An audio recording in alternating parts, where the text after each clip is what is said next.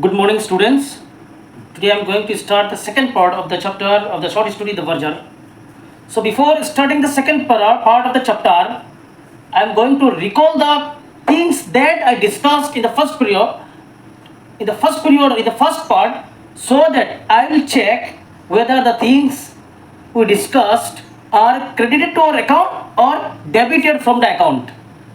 তাৰমানে ল'ৰা ছোৱালীসকল মই যিবিলাক বস্তু আগৰ পাৰ্টত দ্য বাৰ্জাৰ ষ্টৰিটোৰ আগৰ পাৰ্টত যিবিলাক আলোচনা কৰিছিলোঁ সেই বস্তুবোৰ অলপ চমুকৈ ব্ৰিফলি মই আকৌ পুনৰ কি কৰিম ৰিকল কৰিম যাতে মই চাম আমাৰ বস্তুখিনি আমাৰ একাউণ্টত আছেনে মাইণ্ডত আছেনে নে পাহৰি গৈছোঁ তো মই কৈছিলোঁ দ্য বাৰ্জাৰ মানে কি আছিল the verger is a person who keeps the church clean and neat তো যিজন ব্যক্তিয়ে এখন গীৰ্জা সুন্দৰ আৰু সলসলীয়াকৈ পৰিপাটি কৰি ৰাখে সেই ব্যক্তিজনক কি বুলি কোৱা হয় ভাৰ্জাৰ বুলি কোৱা হয় আৰু শ্বৰ্ট ষ্টৰিটো কোনে লিখিছিল উইলিয়াম চমাৰছেট মৰ্গানে তো তেখেতে কৈছিল এদিনাখন আবেলি বা আফটাৰনুন এটা খ্ৰীষ্টিয়ানিং চেৰিমনি চলি আছিল কি চলি আছিল খ্ৰীষ্টিয়ানিং চেৰিমনি কি চলি আছিল খ্ৰীষ্টিয়ানিং চেৰিমনি মই কৈ আছোঁ খ্ৰীষ্টিয়ানিং চেৰিমনি কি আছিল তাৰমানে যিবিলাক ল'ৰা ছোৱালী খ্ৰীষ্টান ধৰ্মৰ যিবিলাক সৰু সৰু ল'ৰা ছোৱালী জন্মগ্ৰহণ কৰে তেওঁলোকে গীৰ্জাত আনি এদিনাখন স্পেচিফিক ডেটত তেওঁলোকে আহে স্পেচিফিক ডেট তেওঁলোকে আহে আৰু সেইদিনাখন তেওঁলোকৰ ল'ৰা ছোৱালীবিলাকৰ নাম ৰাখে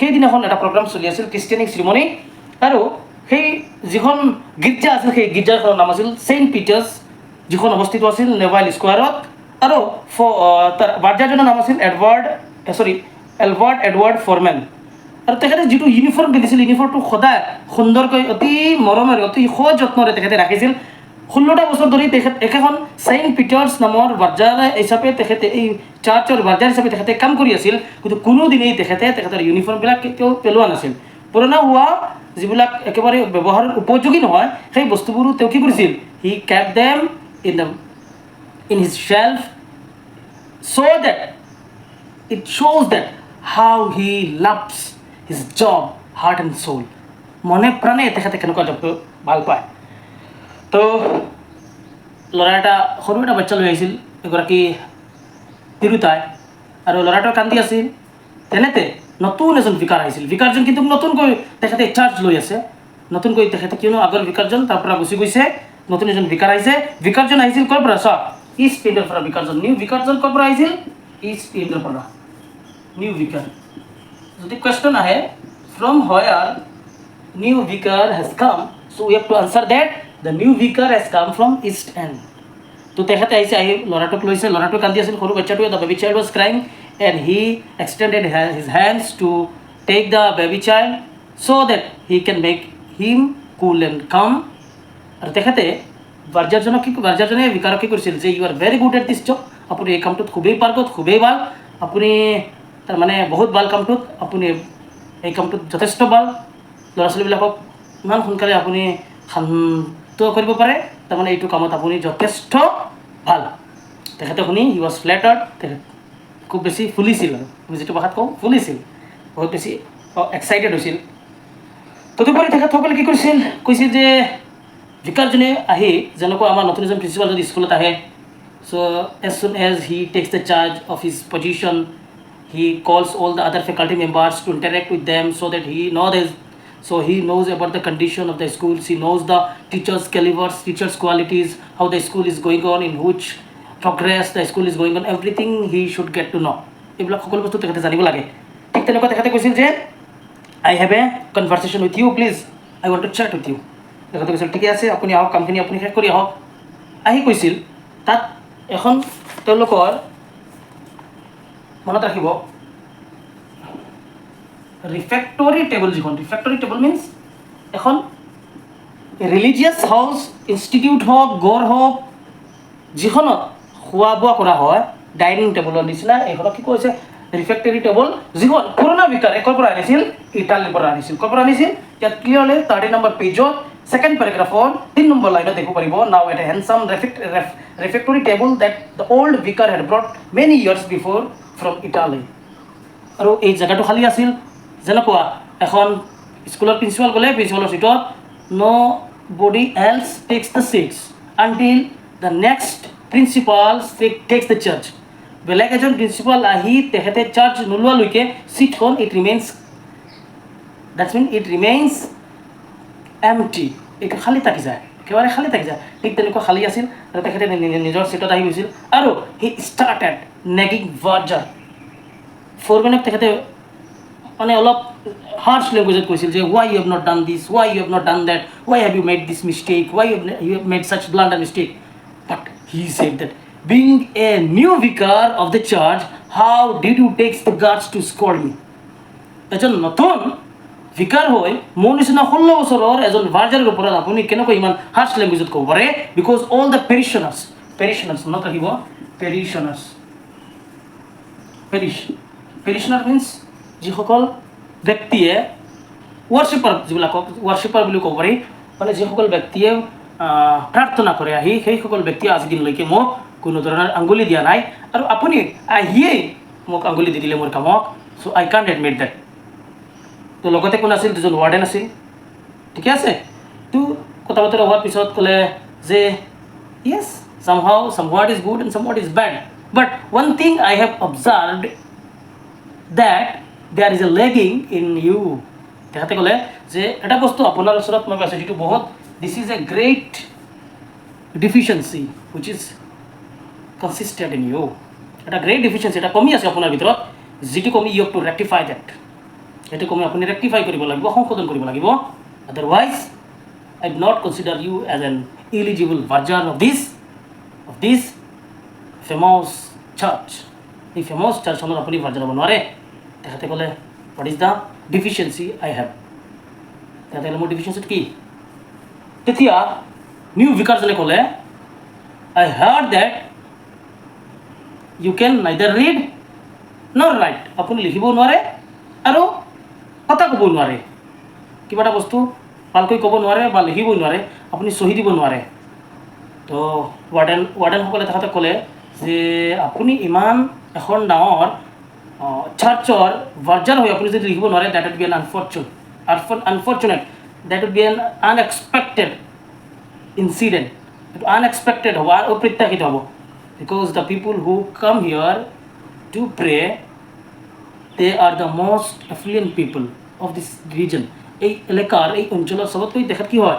তেখেতলোক অলপ হাই ক্লাছ পিপুল হয়, আৰু অনলি হাই ক্লাছ পিপুল, অনলি এফিচিয়েণ্ট পিপুল, আপোনাৰ কি চব নামী দামী গুণী জ্ঞানী চব মানুহ আহে। আৰু আপুনি যদি এনে এখন গীৰ্জাত যদি ভাৰ্জাৰ হৈ আপুনি যদি পঢ়িব নোৱাৰে, লিখিব নোৱাৰে, তেতিয়াহ'লে আপুনি এইটো দুৰ্ভাগ্য। তেতিয়া পিছত ক'লে যে আপোনাৰ কামখিনি কোনে কৰে? লিখা পঢ়াৰ কামখিনি কোনে কৰে? Then verger replied that whatever has to be written, whatever has to be read, it is handled by my wife. মোৰ ৱাইফৰ দ্বাৰা, মোৰ সহধৰ্মীৰ দ্বাৰা মই কৰিলোঁ। Then vicar said that I am going to give you a probation period of 3 months। মই 3 মাহৰ আপোনাক এটা সময় দিছোঁ। During this 3 months please you learn how to read, how to right, how to put the signature. If you are capable of learning these things within 3 months, then I shall consider you as an eligible verger of this church. Otherwise, I will think about not. You are not eligible. মই আপোনাক eligible বুলি নামানিম। Then he ক'লে so if I don't write, if I don't read, if I even don't write, then what will you do? He is saying that. পাৰ্জাৰে কোৱাৰ লগে লগে সি response দিলে, সি উত্তৰ দিলে কোনে? ভিকাৰে, যে I'll terminate you from my job. এই জবৰ পৰা মই তোমাক কি কৰি দিম? টাৰ্মিনেট কৰি দিম। সি ক'লে okay, do one thing, I am going two announce my resignation from my job right now. মই এতিয়া মোৰ জবৰ পৰা মই কি কৰিলোঁ? এৰি দিলোঁ। আপুনি বেলেগ এজন, you replace the place with anybody else. বেলেগ এজনৰ হতুৱাই আপুনি প্লেচটো ৰিপ্লেচ কৰি দিয়ক। মোৰ নালাগে। মোৰ কি নালাগে? মোৰ এই জব নালাগে। তো তেখেতে ক'লে ঠিকে আছে। তো পিছত তেখেত গৈ আছিল আৰু মনত এটা কুৱেশ্যন আছিল, the much money I had earned by working as a verger, only a little amount I have earned, so' the rest of the days of my life how can I spend, how can I fit my family with that little amount. এই little এমাউণ্টৰ মই কেনেকুৱা কি কৰিব পাৰোঁ? মই পৰিয়ালটো পোহপাল কৰিব পাৰোঁ। Then he was going on a road, in the middle of the road suddenly different thoughts came into his mind. এটা ডিফাৰেণ্ট থট তেওঁৰ মাইণ্ডত আহিছিল, আৰু ডিফাৰেণ্ট মাইণ্ড মানে প্ৰশ্ন এটা, চিন্তা এটা তেখেতৰ মনত আহিছিল। আৰু সেই চিন্তাটো কি জানানে? যে ক'লে যে এই যিমানখিনি জেগা মই অতিক্ৰম কৰি আহিছোঁ, যিমানখিনি মাইল মই অতিক্ৰম কৰি আহিছোঁ, এইখিনি ঠাই আই have not seen a shop of flag, gold flag, মই কোনো ধৰণৰ আই have not seen a shop of tobacco, মই কোনো ধৰণৰ টবাকো শ্বপ মই দেখা নাই। So' I think if I open a shop of tobacco then I can at least earn some money, I can make চাম মানি, মই কিছু পইচা মই কি কৰিব পাৰিম, মই ইনকাম কৰিব পাৰিম। তো তেখেতে ক'লে মনে মনে প্ৰশ্নটো অহাৰ লগে লগে he open the shop of tobacco that's been flag. Within a year his promising started. It was started heavily. Very positive signals, very positive things he has got. All the vibes get changed. সকলো change হৈ গ'ল। ইয়াৰ পিছত তেখেতে কি কৰিলে,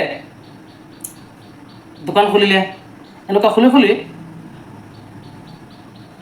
10 বছৰৰ ভিতৰত তেখেতে he could become the owner of 10 shops, 10 such shops. এনেকুৱা 10খন দোকানৰ তেখেত গৰাকী হৈ গ'ল চব। আৰু তেখেতে সদায় বেংকত গৈ পাউণ্ডছবিলাক তেখেতে ছাবমিট কৰিছিল। তেখেতে কি কৰিছিল, ছাবমিট কৰিছিল। তেখেতে পইচাবিলাক দি আছিল, তেখেতে পইচাবিলাক ছাবমিট কৰি আছিল, তেখেতে পইচাবিলাক কি কৰি আছিল, ডেপজিট কৰি আছিল। But one day the cashier told him that sir there should be a confabulation between you and our branch manager, so he wants to interact with you, he wants to talk to you because the much money you have deposited, that is a tremendous amount. So he said that okay, I am meeting the branch manager of this branch. So after their conversation, the branch manager said to the verger that do you have a little idea about the amount, how much money you had gathered, you had submitted, you had deposited to your account? Do you know?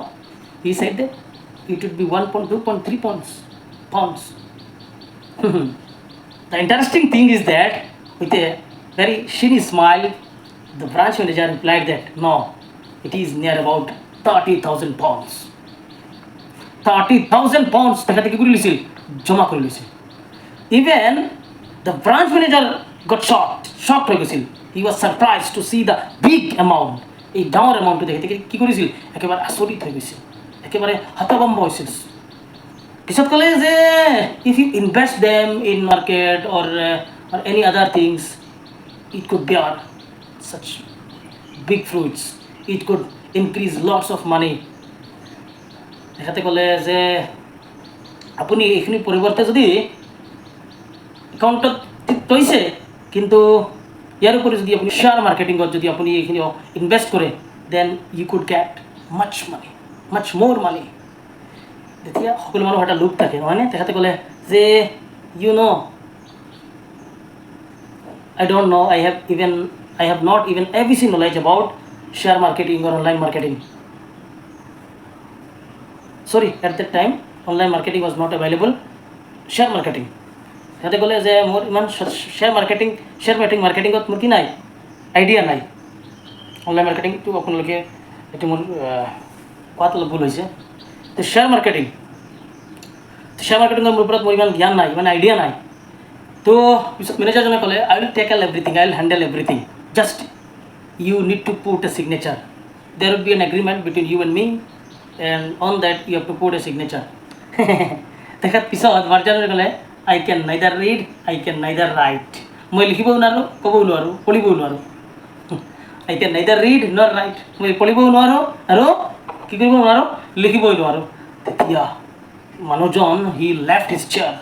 The branch manager left his chair and he stood up with a sense of surprise that being an illiterate person, if he could become an affluent person, if he could become a man of such heights of success. So if he were an literate person, if he were an educated person, then how he could do? এতিয়া তেখেতে ক'লে যে আপুনি পঢ়া শুনা নাজানাকে আপুনি যদি ইমান পইচা ইনকাম কৰিব পাৰিছে, তেতিয়াহ'লে আপুনি যদি পঢ়া শুনা কৰিব পাৰিলে হয়, তেতিয়াহ'লে কিমান আগলৈ যাব পাৰিলে হয়। Then metaphorically he replied that if I could read, if I could write, then I would be a verger of a church. তাৰমানে মই এজন বাৰ্জাৰ হ'লো হয়, এখন চাৰ্চৰ মই এজন কি হ'লো, বাৰ্জাৰ হ'লো হয়। তাৰমানে সি যে লিখা পঢ়া নজনাৰ কাৰণে তাক কি কৰা হৈছিল, তাক কামৰ পৰা আঁতৰাই দিয়া হৈছিল, কামৰ পৰা তেখেতক বঞ্চিত ৰাখিবলগীয়া হৈছিল। তো তো আল্টিমেটলি ইয়াৰ দ্বাৰা এই যিটো আমি ষ্টৰি পঢ়িছোঁ শ্বৰ্ট ষ্টৰি পঢ়িছোঁ তাৰ মূল হৈছে যে কোনো মানুহক নেভাৰ জাজ এ বুক বাই ওৱান মিষ্টেকছ, এটা মিষ্টেকৰ দ্বাৰা, buy one ডিফিচিয়েঞ্চি, buy one মাইনাছনেছ, one weakness, এটা উইকনেছৰ দ্বাৰা কোনো মানুহক আমি জাজ কৰিব নালাগে। উই শুড নট জাজ। আৰু সদায় কি থাকিব লাগে? সদায় নিজৰ ওপৰত you believe in yourself, you rely upon yourself, you trust upon yourself, never give up, honest is the best policy, সদায় উত্তম উপায়, আৰু সদায় সৎ থাকিব লাগে, সদায় কনচেনট্ৰেটেড থাকিব লাগে, সদায় ডিটাৰমাইণ্ড থাকিব লাগে। Everything's will come in your feet, এই ফিটৰ ভিতৰত আহি যাব। গতিকে এইটো চেপ্টাৰৰ মূল সাৰাংশ। Thank U.